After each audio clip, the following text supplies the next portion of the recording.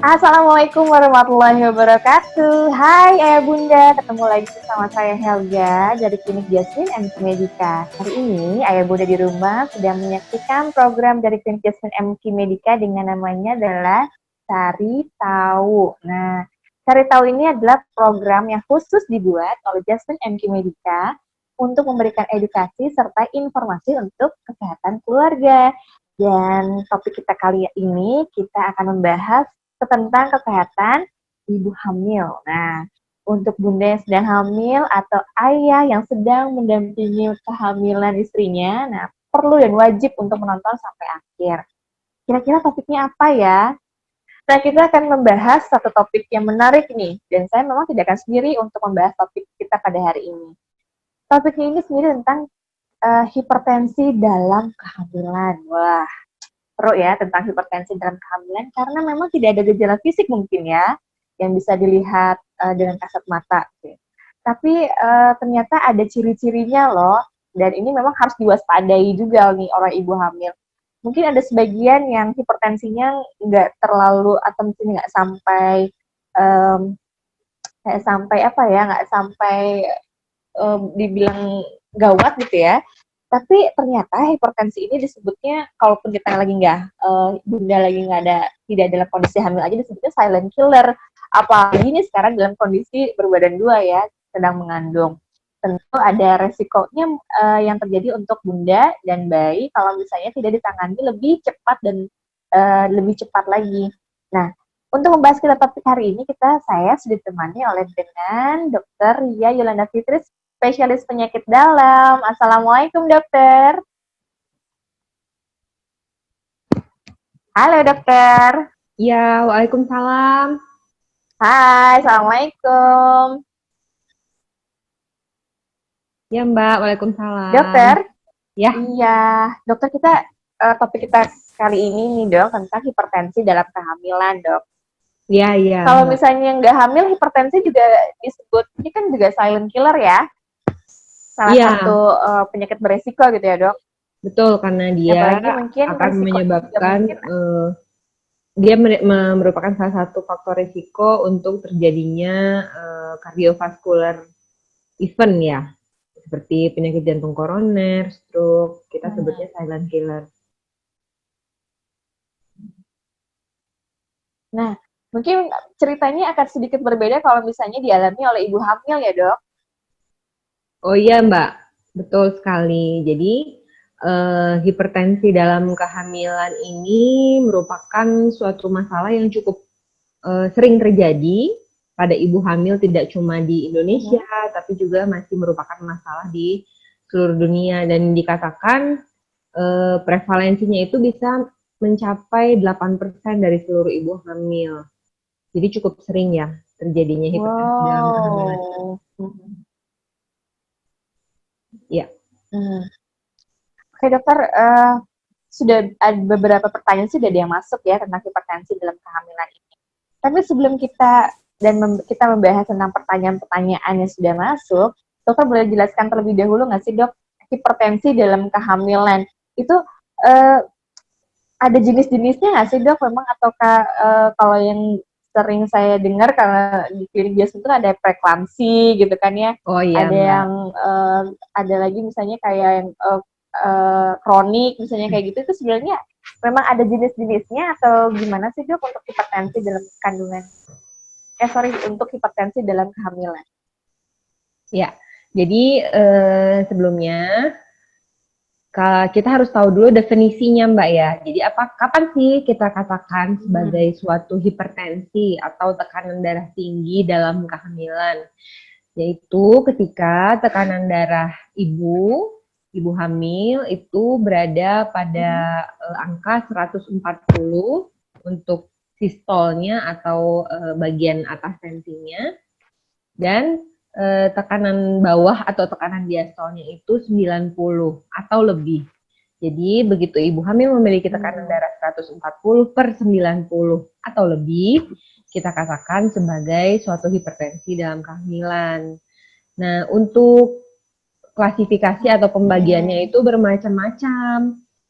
Ada yang membagi berdasarkan angkanya, ringan, sedang, berat gitu ya. Jadi dikatakan ringan apabila masih berkisar di antara 140-150. Tapi ketika angkanya mencapai 160, bawahnya mencapai 110, itu kita katakan hipertensi berat. Ada yang membaginya demikian. Tapi yang lebih sering lagi, pembagiannya itu adalah berdasarkan kapan tekanan darahnya itu muncul. Di usia kehamilan berapa tekanan darah itu muncul, hipertensi itu muncul. Jadi kita bagi dua, apakah muncul pada usia kandungan di bawah 20 minggu atau di atas 20 minggu. Atau bahkan bisa saja di bawah 20 minggu tapi dia munculnya malah sebelum kehamilan. Jadi ibu hamil itu telah menderita darah tinggi sebelum dia hamil gitu. Jadi dengan pembagian seperti itu, jadi kita bagi dua bagian payung besarnya. Hipertensi sebelum muncul 20 minggu, kehamilan 20 minggu, atau hipertensi yang muncul setelah kehamilan 20 minggu. Seperti itu. Nah, kalau dia munculnya kurang dari 20 minggu, itu kita katakan sebagai chronic hypertension atau hipertensi kronis gitu. Tapi apabila dia muncul di atas 20 minggu, ini yang kita sebut sebagai gestational hipertensi. Jadi gestational hipertensi ini muncul memang benar-benar karena pengaruh dari kehamilannya, seperti itu. Nah, kalau yang tadi dikatakan preeklamsia atau eklamsia itu adalah perburukan dari kedua kondisi di atas. Jadi hipertensi kronis ataupun gestasional hipertensi itu dapat memburuk. Memburuknya seperti apa? Mungkin nanti kita bisa bahas lebih lanjut.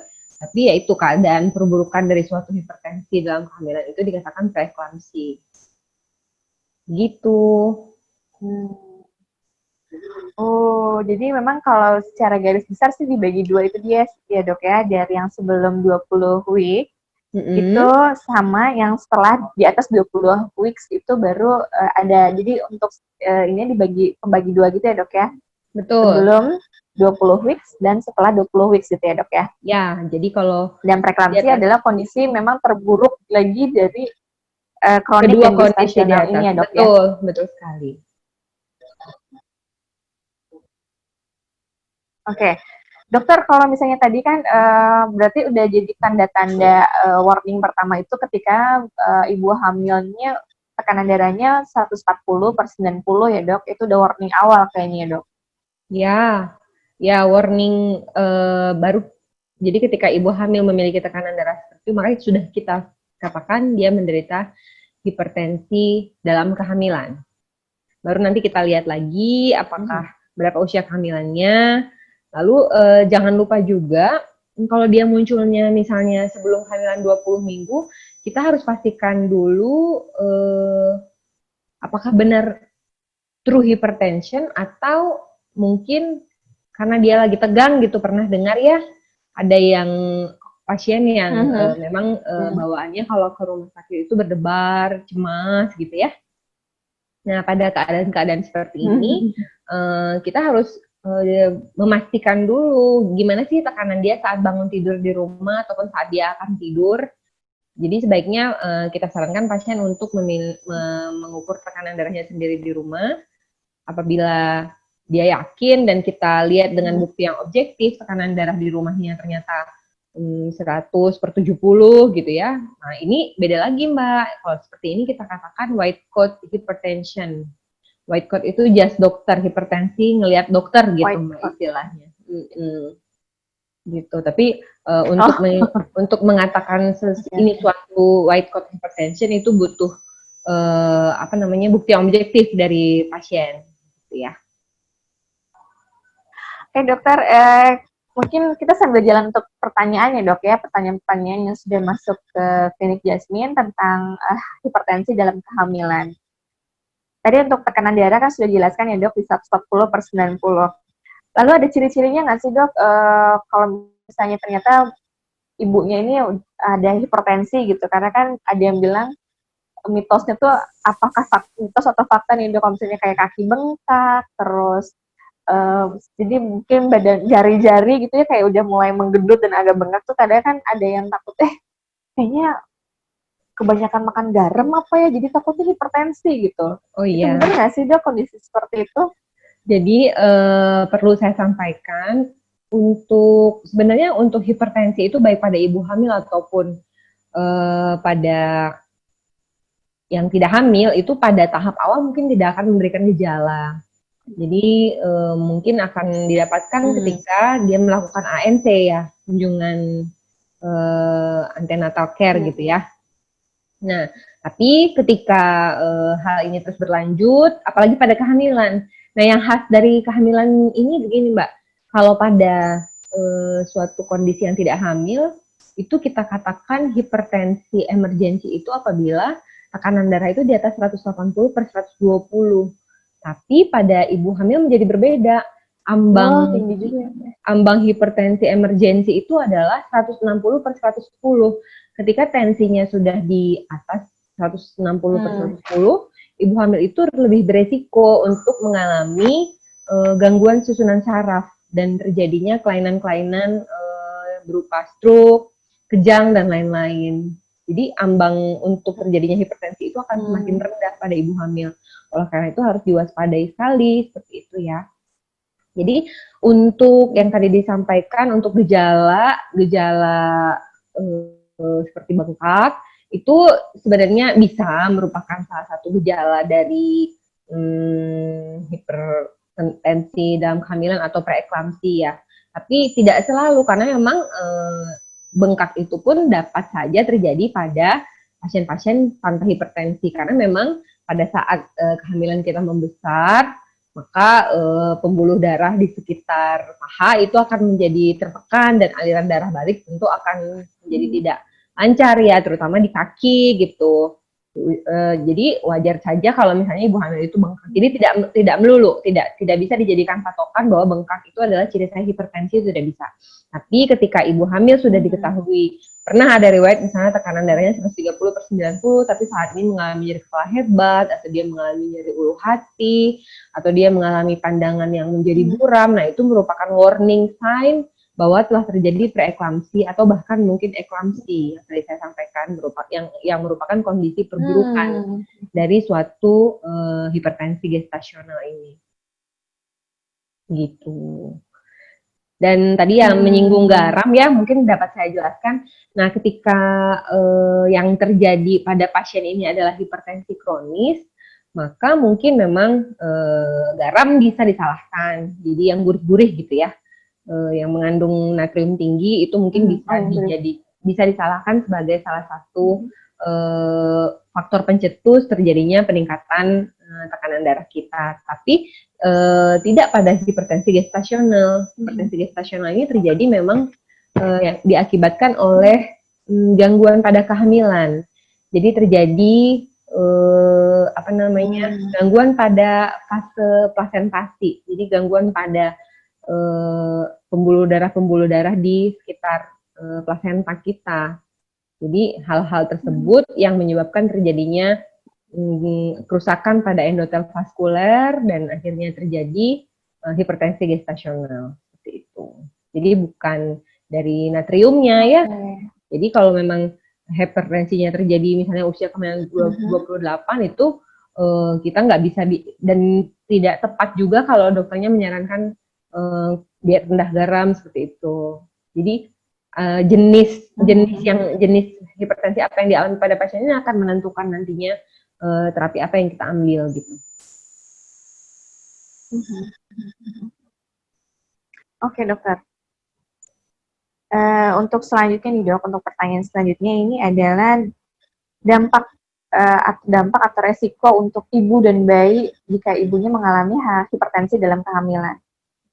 Ya, jadi sekali lagi saya nggak bosan-bosan menyampaikan hipertensi dalam kehamilan ini adalah payung gedenya, ya. Jadi kita bagi-bagi lagi tadi kurang dari 20 minggu kita katakan suatu hipertensi kronis, lebih dari 20 minggu kita katakan suatu hipertensi gestasional.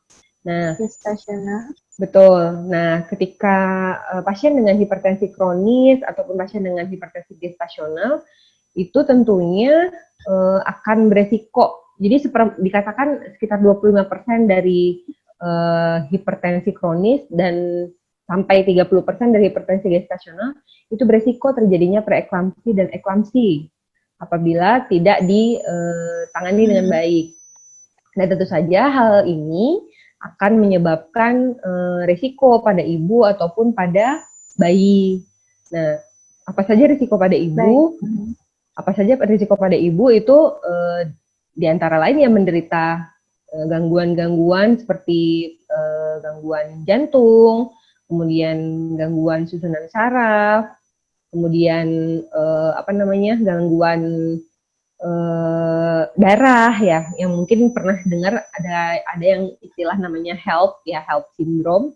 Itu terjadinya pemecahan pada eritrosit atau sel darah merah, kemudian diikuti dengan penurunan trombosit dan gangguan-gangguan liver.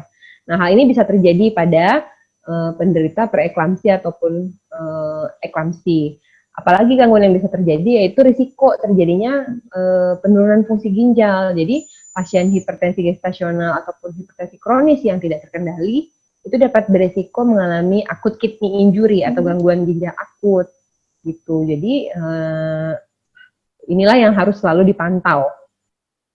Kalau untuk bayinya sendiri tentu karena tadi penyebabnya adalah gangguan dari plasentasi atau gangguan dari gangguan dari pembuluh darah di plasenta, otomatis penderita hipertensi gestasional ini apabila dia mengalami preeklamsi tentunya akan mengganggu perkembangan janin. Jadi sering nantinya kita dapatkan IUGR ya, atau perkembangan janin terganggu, atau mungkin akan dapat kita terjadinya nanti kehamilan atau persalinan yang prematur seperti itu.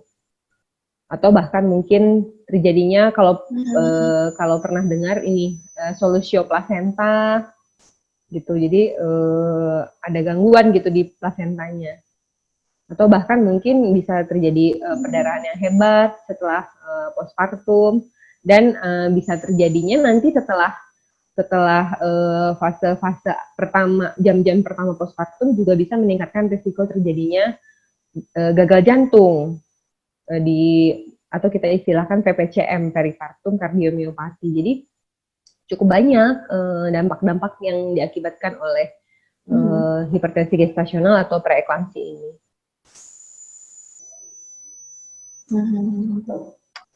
Ngeri juga ya, Dok. Ngeri. Karena ternyata ya, tapi menjadi ibu yang ngeri. Betul. Jadi makanya penting untuk melihat apakah kita termasuk populasi yang beresiko gitu. Karena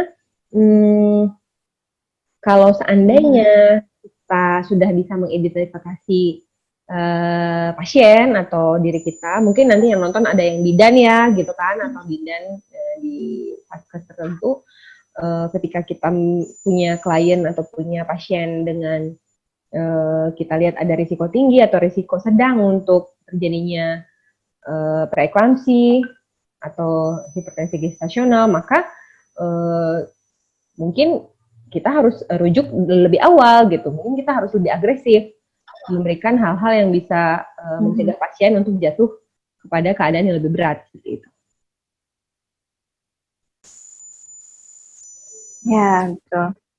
Mungkin salah satu yang bisa dilakukan ibu hamil pada saat usia kehamilan sudah memasuki 20 weeks, mungkin salah satunya dengan cek laboratorium ya, Dok ya? Dan untuk cek laboratorium, untuk ada urin lengkap gitu ya. Karena kalau sekarang rasanya ketika ibu hamil disarankan untuk pemeriksaan laboratorium itu mindsetnya masih ada apa ya gitu kan ya, padahal pemeriksaan laboratorium itu fungsinya itu adalah untuk screening awal kondisi tubuh ibu hamil, karena kan pada saat kehamilan itu sudah pasti akan banyak perubahan ya, perubahan baik fisiologisnya, tubuhnya pun juga beradaptasi sangat luar biasa gitu ya. Dan screening awal dengan pemeriksaan laboratorium atau yang sederhana saja pemeriksaan urin aja ya, urin lengkap untuk mengetahui kandungan proteinnya ada di urin. Jadi apakah ada kandungan proteinnya atau tidak ada, alhamdulillah. Tapi jika misalnya lebih diketahui lebih cepat untuk ada protein dalam urin, mungkin bisa lebih cepat ya dok ya untuk tindakan dan terapinya ya dok ya. Ya, jadi sebenarnya gini, kalau kita baca konsensus-konsensus yang terbaru, itu protein di dalam urin saja itu dikatakan sudah manifestasi yang terlambat gitu. Jadi kita nggak nunggu protein positif dulu untuk menyatakan seseorang itu mengalami preeklamsia. Jadi syarat preeklamsi ini adalah cukup tekanan darah 140/90 atau lebih, disertai dengan adanya tanda-tanda gangguan organ pada ibu. Misalnya kreatinin 1, mungkin protein masih negatif, tapi kreatininnya sudah 1 misalnya. Atau kita sering dapatkan misalnya trombosit misalnya di bawah 150.000 gitu. Itu udah merupakan, kita sudah bisa katakan tanda-tanda awal gitu. Tapi ketika hal ini didukung dengan protein yang positif, maka akan menjadi semakin kuat diagnosisnya gitu. Jadi tidak protein, Ibu hamil, nggak usah takut ya. Nggak usah takut, nggak perlu takut. Jadi yang penting itu adalah pencegahan dan prevention. Pokoknya prevensi dini ya. Jadi menyambung tadi yang pernyataan saya. Jadi ketika siapa saja sih yang berisiko ya, mungkin kita bahas dulu siapa yang berisiko terjadi menderita gestasional hipertensi, yaitu pasien-pasien yang dengan kehamilannya ini pertama kali. Jadi itu saja sudah menjadi resiko loh untuk terjadinya hipertensi gestasional. Ini hamil pertama. Kehamilan pertama ya dok ya?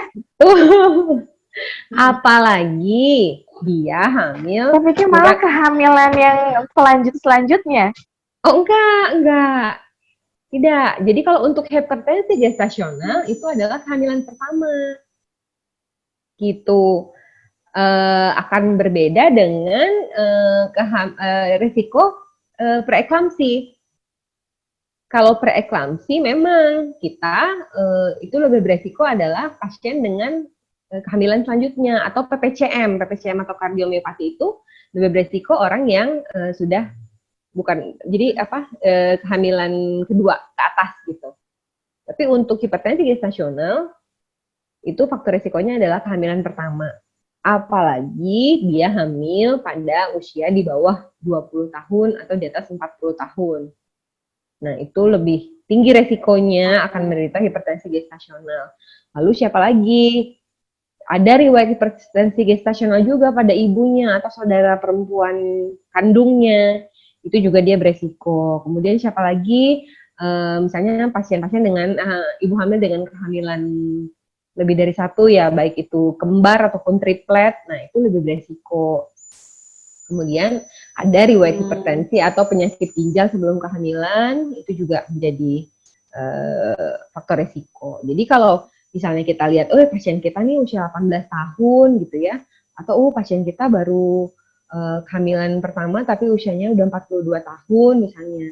Atau ada juga beberapa literatur yang mengatakan ini kehamilan kedua, tapi jarak antara kehamilan 1 sama 2-nya lebih dari 10 tahun. Itu juga bisa dikatakan sebagai faktor risiko gitu. Jadi intervalnya lebih dari 10 tahun. Gitu. Itu adalah faktor risiko untuk hipertensi gestasional. Kalau preeklamsi juga punya. Orang tua dengan kalau misalnya dokter, maaf dokter kalau saya agak potong. Kalau misalnya orang tua punya darah tinggi, apakah itu juga berpotensi untuk menurunkannya kepada anaknya? Ini kita bicaranya kehamilan atau bukan? Misalnya misalnya ibunya hamil, ternyata orang tuanya punya riwayat darah tinggi misalnya gitu. Apakah ibu hamil ini juga berpotensi untuk untuk hipertensi? Enggak, kecuali ibu hamil ini ibunya dulu juga hipertensi dalam kehamilan. gitu. Jadi ibu atau saudara kandungnya mengalami hipertensi gestasional. Itu maka dia akan beresiko untuk menderita hipertensi gestasional juga. Tapi kalau kita bicaranya di luar kehamilan, ketika orang tua kita punya punya hipertensi yang terjadi sebelum usia 60 tahun, 55 tahun, maka itu juga sebenarnya beresiko buat kita untuk menderita hipertensi kronis, tapi ya tidak ada hubungannya dengan kehamilan ya. Gitu. Oke. Ya. Ada lagi dokter? Tadi saya mau menjelaskan mengenai faktor risiko preeklamsia.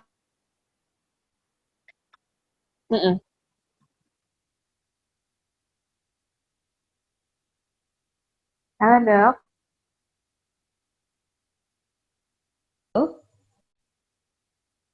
Ya. Nge-freeze. Iya. Yang saya bahas awal tadi adalah faktor risiko hipertensi gestasional. Nah, sekarang yang saya bahas selanjutnya faktor risiko pada preeklamsi, Mbak. Jadi faktor risiko pada preeklamsi sendiri kita bagi menjadi dua. Apakah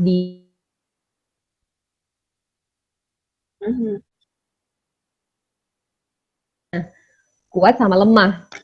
Siapa saja yang beresiko kuat untuk terjadinya preeklamsi ini adalah pasien-pasien yang kehamilan sebelumnya mengalami preeklamsi juga. Maka dia akan lebih beresiko untuk terjadinya preeklamsi pada kehamilan berikutnya. Halo, ya, sudah jelas? Ya. Oke, jadi siapa saja? Ya, sudah dok. Betul. Jadi ketika pasien pada kehamilan sebelumnya mengalami preeklamsia, maka itu sudah merupakan faktor risiko kuat bagi pasien tersebut untuk terjadi preeklamsia pada kehamilan selanjutnya. Kemudian adalah pasien-pasien dengan kehamilan yang lebih, ini sudah yang tadi Mbak, yang kebalikan yang tadi, jadi ini sudah kehamilan kedua dan seterusnya. Atau dia menderita diabetes sebelum kehamilan, atau dia overweight atau obese dengan indeks massa tubuh yang lebih dari 30, atau dia punya penyakit autoimun seperti SLE, antifosfolipids syndrome. Nah, itu akan menyebabkan dia berisiko kuat terjadinya preeklamsia pada kehamilan ini. Walaupun nanti jadi kita sudah bisa identifikasi dari awal gitu. Nah, pasien-pasien seperti ini agar kehamilannya dapat berkembang lebih baik, agar prognosis terhadap ibu dan bayinya lebih baik, ini masih banyak yang bisa kita lakukan. Di antaranya pemberian, mungkin ibu-ibu hamil juga mulai tahu tuh ada ya beberapa yang diberikan pengencer darah ya, atau aspirin gitu sejak kehamilan 16 minggu. Nah, itu gunanya adalah mencegah terjadinya perburukan dari suatu preeklamsianya. Gitu, atau mencegah terjadinya preeklamsia pada kehamilannya ketika nanti di atas 20 minggu gitu. Jadi pasien-pasien dengan risiko seperti ini kita harus berikan dari awal pengencer darah. Dan juga kita bisa berikan kalsium dengan dosis 500 sampai 1200 mg gitu. Jadi intinya ketika kita mengenal pasien kita lebih awal, ketika kita mengenal faktor risiko yang ada pada pasien lebih awal, itu masih bisa banyak yang bisa dilakukan dan tidak ada tempatnya juga untuk menjadi khawatir atau stres yang berlebihan ya. Begitu. Itu juga mungkin yang bisa dilakukan oleh ibu hamil ya. Jadi kalau misalnya ibu hamil bisa lebih tahu kondisinya lebih awal pun juga terapinya pasti akan berbeda ya dok ya, dengan diketahuinya baru pas di akhir-akhir gitu ya menjelang persalinan. Iya, betul. Karena pemberian pengencer darah atau aspirin lebih awal itu dikatakan memperbaiki sekali prognosis atau hasil dari kehamilan itu baik terhadap ibu ataupun terhadap janin, seperti itu.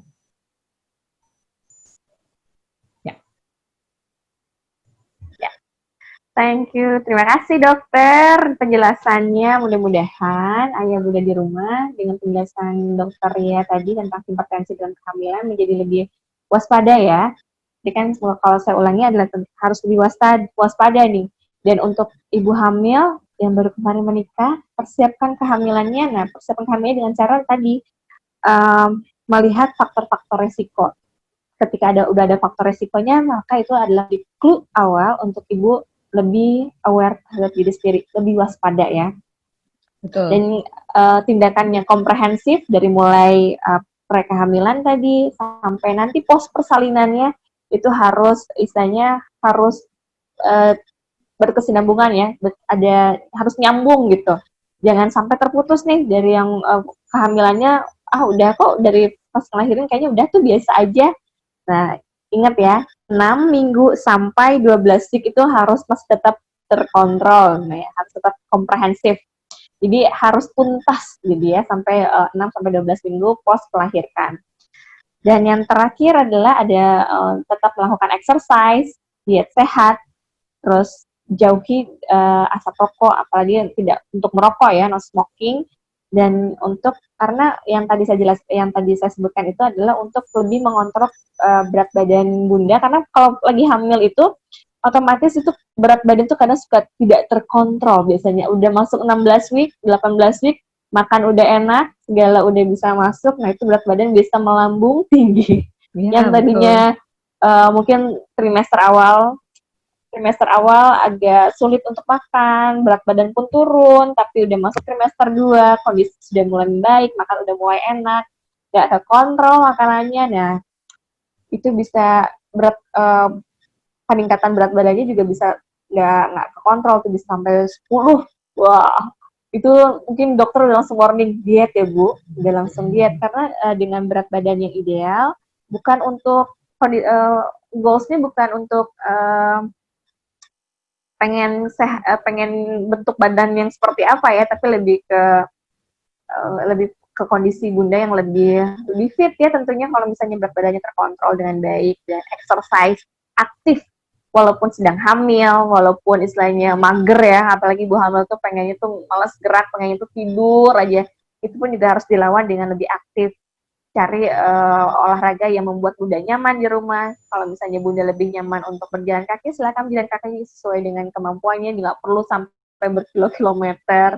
Kalau bunda nyaman untuk berolahraga dengan berenang, silakan berenang, tentunya dengan perhatikan protokol kesehatannya ya, apalagi sekarang kan lagi COVID. Semuanya dilakukan sesuai dengan porsinya lah ya, tapi tetap aktif selama kehamilan. Itu dia ya dok. Ada lagi ya, dok? Kayaknya cukup ya. Insya Allah. Cukup ya. Mudah-mudahan bisa dimengerti dan bermanfaat. Bisa cukup ya. Jadi dan amin, mudah-mudahan. Dan terakhir nih saya ingatkan sekali lagi untuk bunda yang tadi menonton dan ayah yang menonton dari awal sampai akhir. Jika ada tadi yang dokter ya sampaikan ternyata kok kayaknya mirip dengan bunda, dengan istri, kok mirip dengan saya. Nah, tidak lantas mengambil kesimpulan sendiri ya. Jadi ketika ditemukan misalnya relate dengan kondisi sekarang yang bunda rasakan, yang ayah lihat dari bunda, langsung datang ke fasilitas kesehatan, diceritakan sehingga terapinya itu bisa lebih pas dibandingkan kita mengambil kesimpulan sendiri ya. Jadi jangan mengambil kesimpulan sendiri sebelum melakukan pemeriksaan. Oke, mudah-mudahan pertemuan kita hari ini dok di program Cari Tahunya Jasmine mudah-mudahan bisa bermanfaat untuk ayah bunda di rumah, untuk masyarakat umum, untuk masyarakat umumnya, dan Allah ridhoi pertemuan kita hari ini. Kalau misalnya Allah ridho, ilmunya bisa bermanfaat untuk orang banyak amin, ya dok. Amin. Dan ayah bunda bisa dilihat nanti di screen-nya itu ada QR code. Nah QR code ini kita bekerjasama dengan DT Peduli. Jadi bunda cukup scan aja bisa menggunakan GoPay, OVO, ada Dana, ada Link, atau aplikasi online lainnya. Bunda tinggal scan lalu masukkan nominal. Ini untuk apa sih? Nah ini untuk adalah salah satu langkah dari klinik Jasmine nih dok untuk membantu ibu hamil yang membutuhkan. Dan Caranya Iya, dengan iya. bersedekah Allah. minimal mulai dari 1.000. Nah, mulai dari 1.000 silakan ayah bunda tinggal mudah. Caranya tinggal scan QR code-nya yang ada di layar. Nanti setelah Mm-mm. keluar tinggal di scan. Setelah itu dimasukkan nominalnya dan mudah-mudahan yang ayah berikan, bunda berikan, semua berikan ini bisa bermanfaat untuk ibu hamil yang memang membutuhkan ya. Karena ibu hamil itu memang istilahnya apapun kondisinya berhak untuk mendapatkan pelayanan terbaik. Oke, Terbaik ya. ya mudah-mudahan Jasmine bisa memberikan pelayanan yang terbaik juga untuk ayah bunda di rumah ya. Oke, saya dengan Helga dan Dr. Yolanda Fitri, spesialis penyakit dalam, mohon pamit. Bertemu kembali nanti di program cari tahu selanjutnya nih. Kira-kira kita mau cari tahu tentang apa ya? Kalau misalnya ayah bunda di rumah pengen tahu tentang sesuatu, langsung aja DM ke Instagramnya Jasmine ya, di Jasmine MK Medika. Oke, ketemu lagi di minggu depan. Assalamualaikum warahmatullahi wabarakatuh. Dah. Waalaikumsalam.